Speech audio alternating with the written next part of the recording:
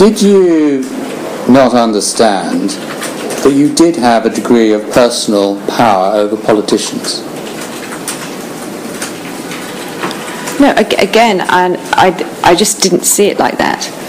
I saw my role as editor of The Sun as a very responsible one, and I enjoyed my job and every part of that job, but particularly, as I've said in my witness statement, I enjoyed campaigns, and I enjoyed, bridging a gap between public opinion and public policy, taking on concerns of the readers. So I don't accept it in the power terms that you keep describing it as. Your real interest is people, isn't it, Mrs. Brooks? You're a very empathetic person. You understand how human beings think and feel, don't you? Well, I do like people, yes. And journalists, as a main, do try and be empathetic, otherwise no one would tell them anything. You understand the potential of, if I can put it in this way, personal alchemy, how you can get people to do, or might get people to do what you want, and indeed what they are trying to do with you. Don't you get any of that? I'm not sure quite what you mean. I'm not suggesting anything sinister here. I'm suggesting that I'm talking about the power of human empathy. Some people are empathetic and it's completely lost on them. Mm-hmm. It's not lost on you, is it? Well, I hope to be empathetic in life to people. Yes. Well, I just wonder whether you sense or sensed, because we're talking about the past now, how the effect you might have had on politicians, that some of them may even have been afraid of you. Is that true? I literally, like I say, I don't see politicians as these sort of easily scared people. Like I say, most of them are pretty strong, ambitious and highly motivated. So let's see if we can just take one case study and see whether there's any validity in that case study. You remember the McCann serialization case? I do, yes. Which actually we've got Dr. McCann's evidence in relation to this in the bundle, haven't we, at page 57 under tab 6.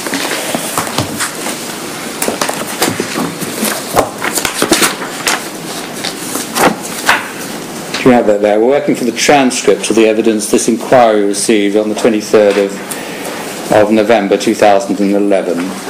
Right, yes.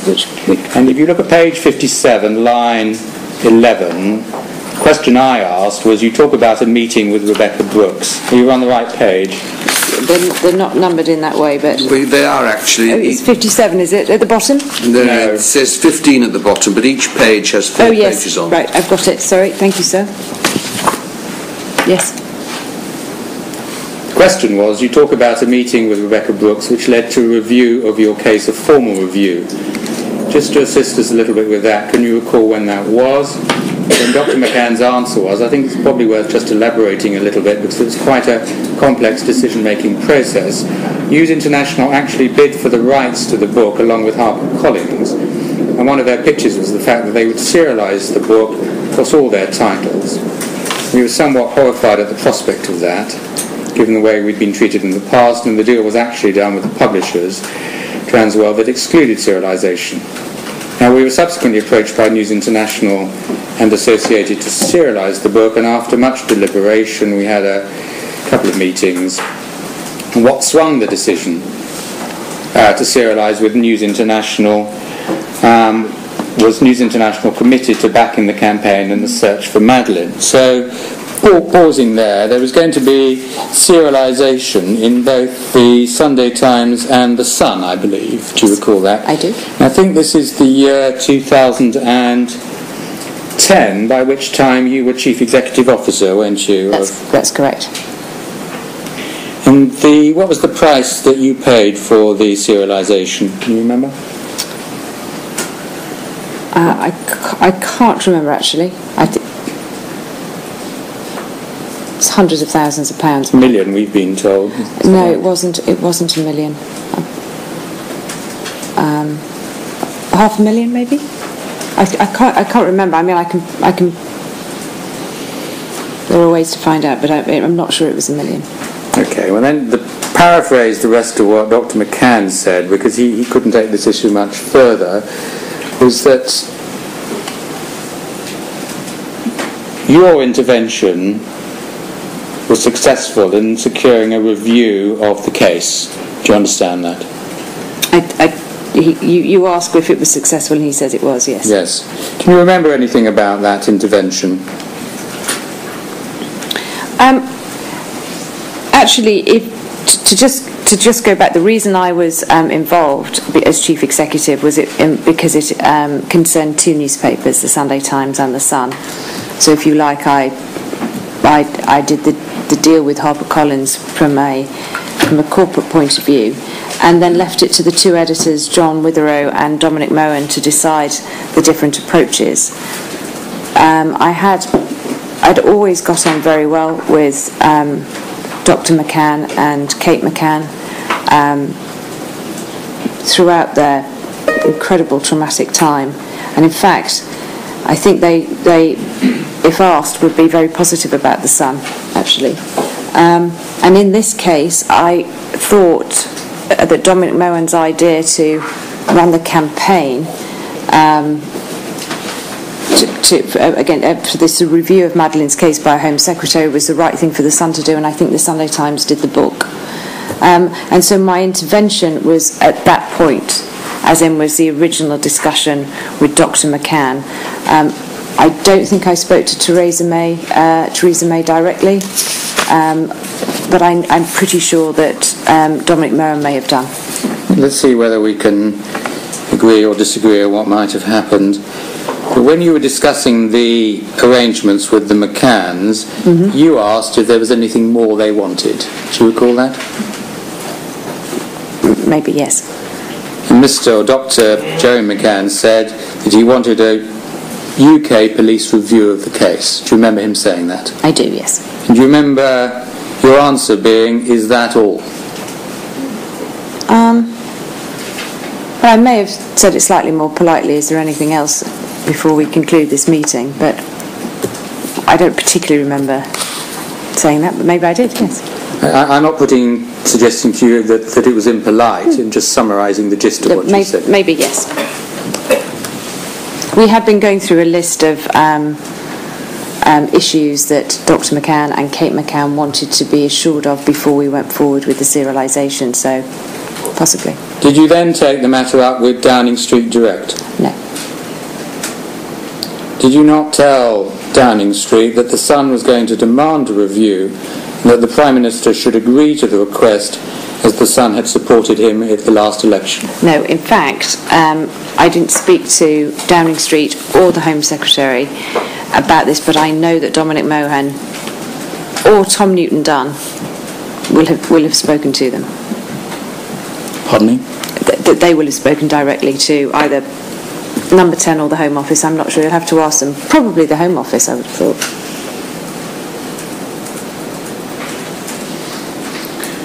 The Sun wanted an immediate result, and that a letter would be posted all over the front page from the McCanns to the Prime Minister asking for a review unless Downing Street agreed. Did that happen? I think that's how the Sun launched the campaign from memory, was with a letter, yes. But the Home Secretary was told that if she agreed to the review, the page 1 letter would not run. Do you remember that? No, I don't. But as Secretary of State did not respond in time, you did publish the letter on the front page. Do you remember that? I do remember the Sun kicking off the campaign with a letter, yes. But you don't believe there was any conversation or indeed threat to the Secretary of State. Is that right? I'm pretty sure there would have not been a threat, but we'll have to ask Dominic Mohan, because, like I said, my involvement was to discuss the campaign in the continued search for Madeleine with the McCanns, and to do the deal on the book, and to because I'd done so many campaigns in the past, they wanted my opinion. But after that, I left it to both editors to execute the campaign. Because what I've been told is that you then intervened personally, Mrs. Brooks. You told Number 10 that unless the Prime Minister ordered the review by the Metropolitan Police, the Sun would put the Home Secretary Theresa May on the front page every day until the Sun's demands were met. Is that true or not? No. Is any part of that true? I didn't speak to Number 10 or the Home Office about the McCanns until, I think, after the campaign had been won. And then it came up in a conversation that I had, and I don't even think directly with the Prime Minister. I think it was one of his team. Well, we can find out in due course whether this is true or not, but I must repeat it to you. It is said that you directly intervened with the Prime Minister and warned him that unless there was a review by the Metropolitan Police, the Sun would put the Home Secretary Theresa May on the front page every day until the Sun's demands were met. Is that true or not? I did not say to the Prime Minister, I will put Theresa May on the front page of the Sun every day unless you give me a route. I did not say that. If I'd had any conversations with Number 10 directly, they wouldn't have been particularly about that, but they would have been if I'd been having a conversation. The Sun was leading a major campaign with a very strong letter on page 1 to start the campaign, and anyone who knew me would have talked to me, any politician would have talked to me about it, but I did not say that. I don't know who said I said that, but we're going back to sources again. But could we ask this? Were you part of a strategy that involved your paper putting pressure on the government with this sort of implied or express threat? I was certainly part of a strategy to launch the campaign in order to get the review for the McCanns, yes. But I think the word threat is too strong. Well, give me another word then for threat, could you? Persuade them. Persuasion. All right. And in your own words, Mrs. Brooks, define for us what the strategy was. So, the McCanns were deeply upset that there hadn't been a review. It seemed incredibly unfair that they hadn't got this review. You only have to read their book to understand the trauma that they go through. So we said, we'll join forces with you. And Dominic Mohan and his team went away and constructed a campaign. I cannot remember when the idea of the letter came up. It may have even been my idea to do the letter. I can't remember. But the campaign was launched in order to try and convince the government or convince the Home Secretary that a review would be the right thing to do. Do you know how it came about that the review was ordered? No, I can't remember, I'm sorry. Such a lot has happened since then, but... You must have been told, Mrs. Brooks. I remember Dominic Mohan telling me that the review was going ahead. And the Sun had won, in other words. He didn't put it in those terms, but he said... Well, actually, I think he said the McCanns have won. The Sun headline on the 14th of May front page is, as a result of its campaign, the Prime Minister was, quote, opening the Maddie files. Do you remember that one? I remember the Sun winning the campaign, McCanns winning the campaign, yes. So this is not you say, a case study then in the exercise of power by you. I'm not suggesting that the end result was right or wrong. Many would say it was right. There should be a review. I'm just saying the means by which you achieved the objective. But it could be said that a review of Madeline McCann's case, with everything that gone on, was the right thing to do. We presented the issue, we supported the McCanns in their determination to get a review. It wasn't new, they'd tried before the election, and the election had come into, and the Sun and the Home Secretary clearly thought it was a good idea too, because I'm pretty sure it wasn't a long campaign. It wasn't like Sarah's Law over 10 years. I think it was quite short. Yes, it didn't take very long because government yielded to your pressure, didn't they? I think it took all of about a day. Or perhaps they were convinced by our argument. There are always two sides to the coin here. That of course everybody would say on one level money should be spent, but the campaign to date, I'm told, has cost £2 million, and some would say, well, maybe that money might have gone somewhere else. It's never clear cut, is it? The Madeline McCann campaign? Well, no, the operation which started up, the review, which was called Operation Grange, I understand. Right, sorry. Merely, perhaps you would say all that you were doing was reflecting the views of your readers. Is that it?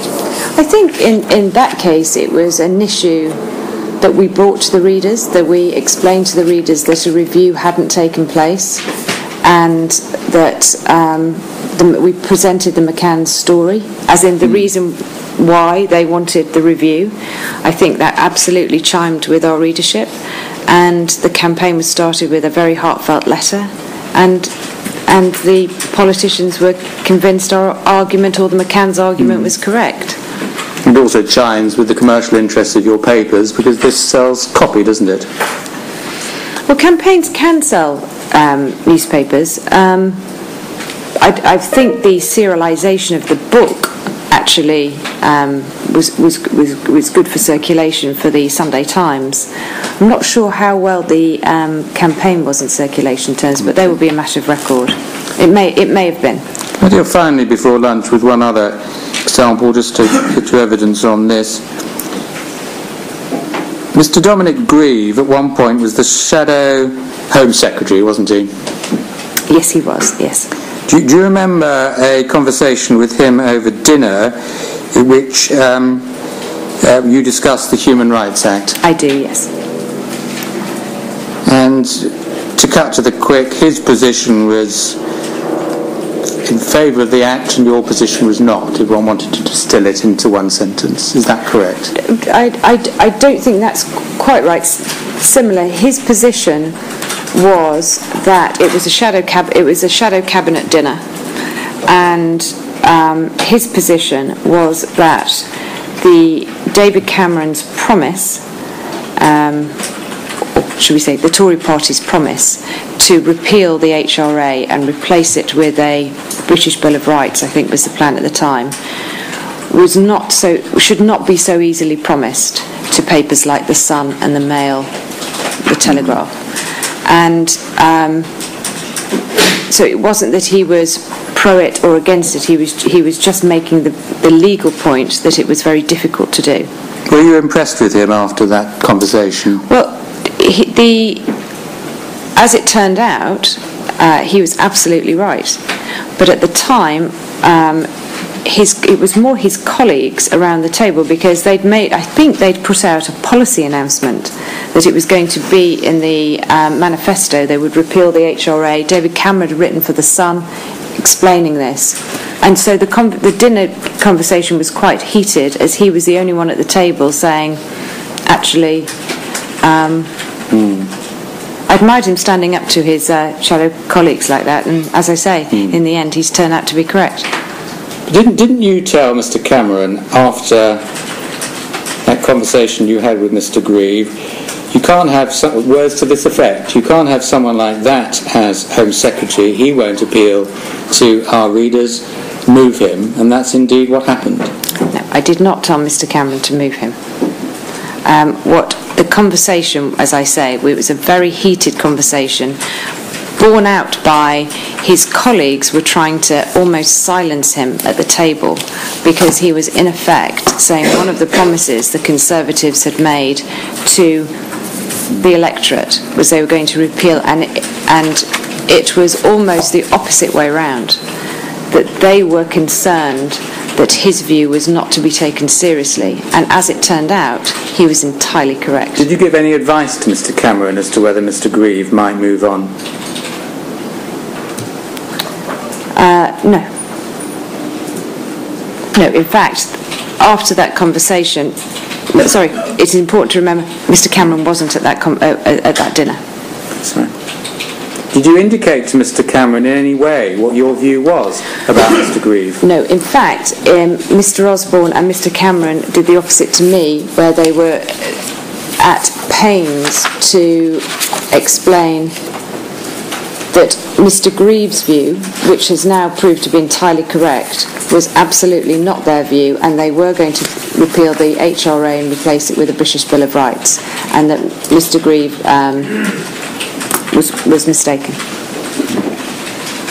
Just before we break, could I take you back to this issue that we've bounced around several times, which is who is leading who? Do you think that at least in part what you were in fact doing, to use your own words, was bringing issues to your readers as opposed merely to responding to your readers' interests? I think that's correct, yes. And I'm sure we'll come back to it this afternoon, but I would like your view, which you can reflect upon, which is this.